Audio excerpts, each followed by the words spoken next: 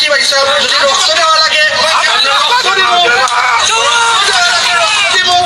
এইবার এমপি টিকে আমার কামাল ভাইয়ের ভাইটা আমি 10 লক্ষ টাকা দিব ইনশাআল্লাহ যদি টিকিট পেয়ে তখন আমরা একজন ফিরিস্তা পাইছি তাজুল ইসলাম তাজ, যে মানুষ আইছে গরিবর হক দেওয়ার লাগি, যে মানুষ আইছে রক্ত গাম খুঁজের খাল লাগি, গরিব পাই বানিতর লাগি।